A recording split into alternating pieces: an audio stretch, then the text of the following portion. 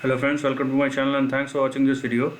Friends, in this video we are going to discuss about Pinduoduo, and if you have checked my previous video, so on 5th of November I have talked about potential breakout, and from that level, as you can see here, from the highs of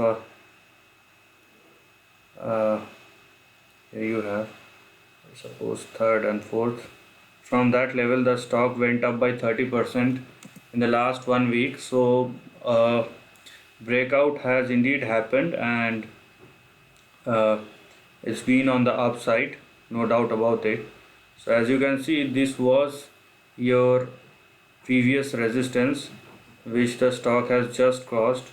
So 100.09 was a resistance and the stock has just crossed that with a super fast move. So looking at the trend, okay, so we are looking at a daily chart, so you will see lots of volatility in between, and looking at this current trend we will see some sort of support and resistance. Okay, so here we have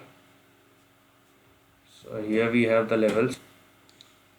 So as you can see, this was the previous trend which the stock has crossed, and then it had a resistance at $100 which has just crossed after once, twice, thrice, four, and there is a retest after that. So now it has become a big support at $100, which we are going to look at. And if somebody wants to look for a support level which is nearer to the current price, so one can use $117. Okay, now looking forward, as you can see, this is your current support level. Okay, this is your current support level, and the way the stock is moving, we have, so if you just pay your attention a bit, the way the stock is moving, it is probably near to its short term target or short term resistance, which is at $169 on the upside.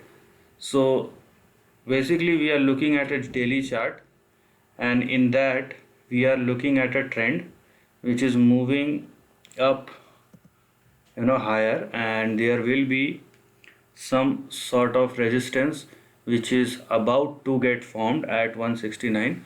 So one should be aware about that, and most importantly you will get your support near to $117.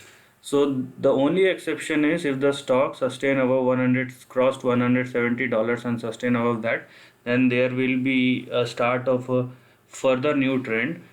But that is not the case right now. Let the stock you know decide where it want to go, and we will judge it by the way the stock is moving near $169, whether it will act as a resistance, this level, and the stock will fall back, retest, and again move up, or it is just a number, so the stock can simply cross and move above 169 and $170. Then in that case that will be a new trend. So both the conditions are there, but for the time being, and if you are looking at a trend, what you can see here, that it is probably near to its higher end of the resistance. And one more thing, that there, so simple thing to understand here is, if you are looking at a trend, so a number is not fixed. If I am saying 169, so it can't be as perfect as 169. It could probably be 170 also, 165 also, 175 also. So that much you need to take up with the decisions. So as you can see here, there are some slight sort of difference.